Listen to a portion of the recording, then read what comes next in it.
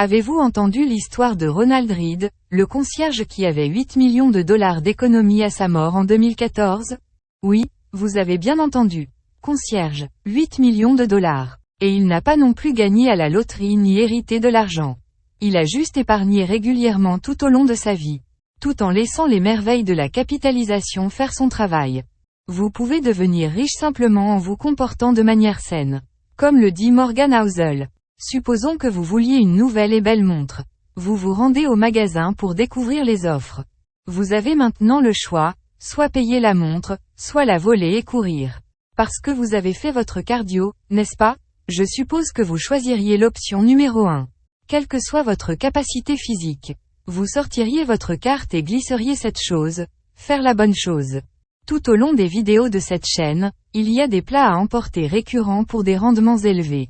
L'un d'eux étant un portefeuille quelque peu concentré, Peter Lynch étant peut être l'exception. Le portefeuille concentré apporte une caractéristique à votre performance, ce sera volatile. Que 2 de vos principales participations déclarent des bénéfices trimestriels inférieurs aux attentes des analystes, ne cherchez pas à maximiser vos rendements. Point virgule. Car plus les rendements sont élevés, plus ces frais sont généralement élevés. Disons qu'il y a déjà 10 ans, vous pouviez visualiser l'avenir radieux de Netflix. Seriez-vous resté assis dans ce bateau en 2011 lorsque Netflix a perdu des tonnes de clients et que le cours de l'action a chuté de 80% par rapport à son sommet au cours des mois suivants?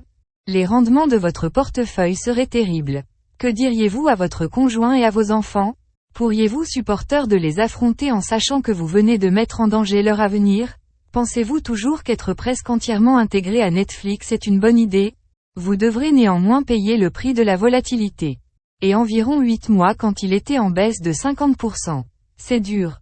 L'investissement en bourse est une excellente chose, qui permet la création de richesses comme peu d'autres options. Mais n'essayez pas de vous tromper, cela n'est pas gratuit.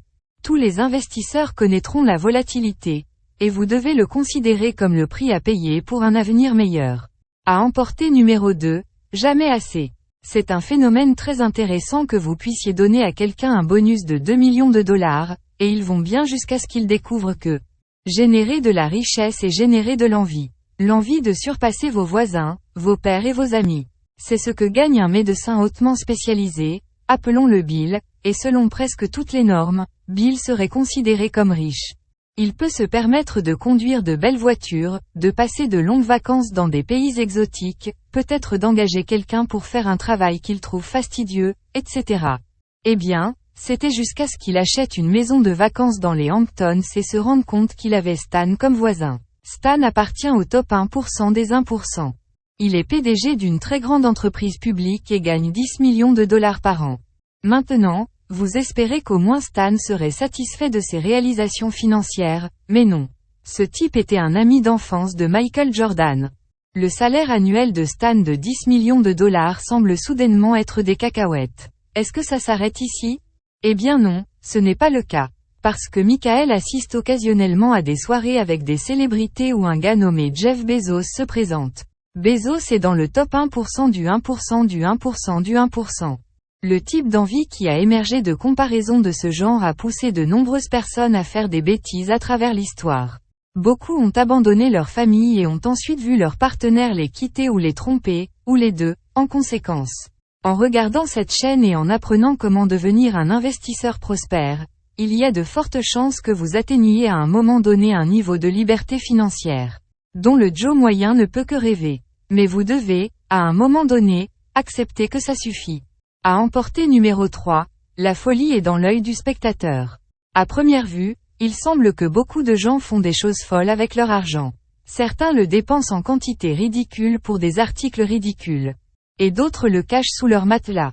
Mais la chose à retenir est que les gens viennent d'horizons différents avec des enfances différentes, des parents différents, des expériences de vie différentes et des éducations différentes. Tout cela s'ajoute à des perspectives et des valeurs différentes. Ce qui vous semble fou pourrait avoir un sens total pour moi.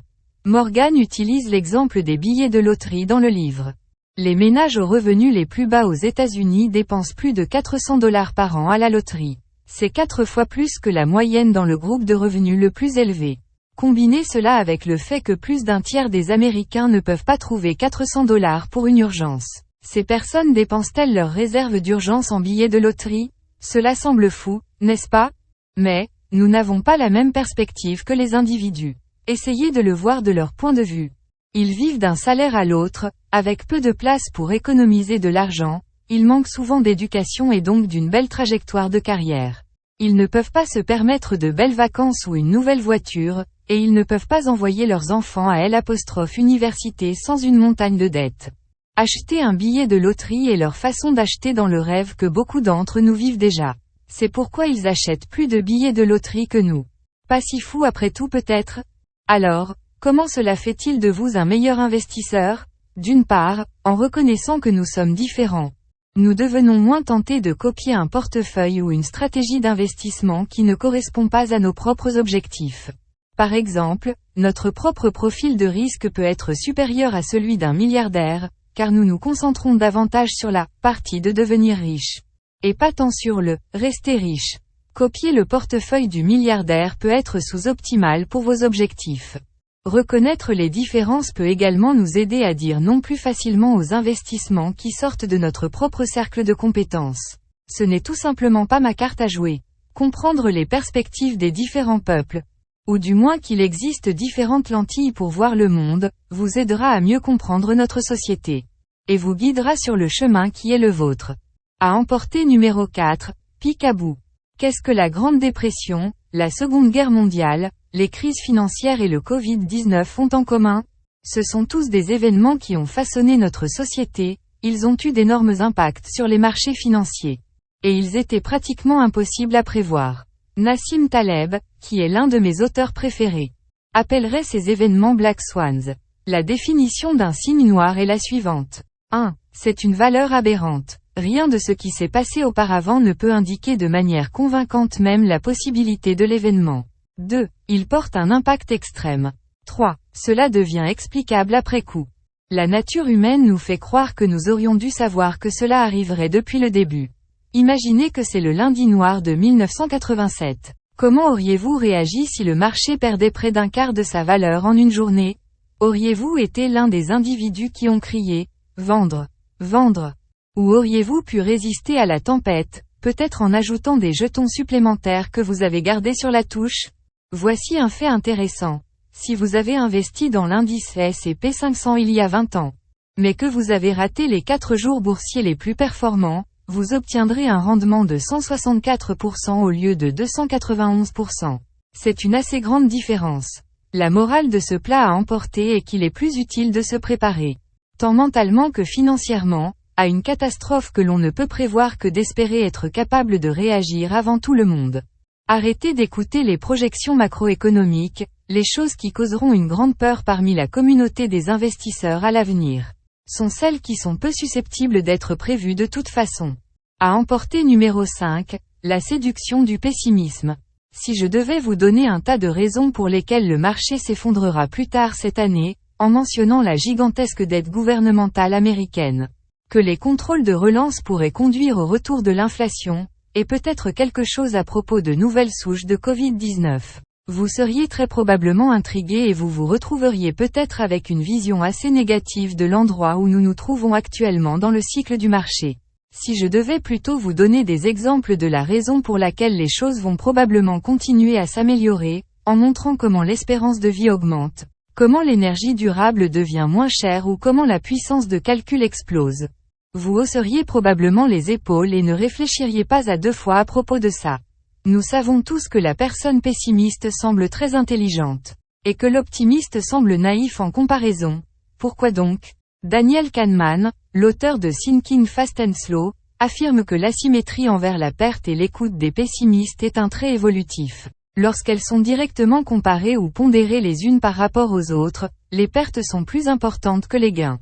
Les organismes qui traitent les menaces comme plus urgentes que les opportunités ont de meilleures chances de survivre et de se reproduire. Nous avons tendance à écouter plus attentivement les pessimistes, non seulement pour des raisons évolutives, mais aussi parce que les progrès sont beaucoup plus lents que les revers.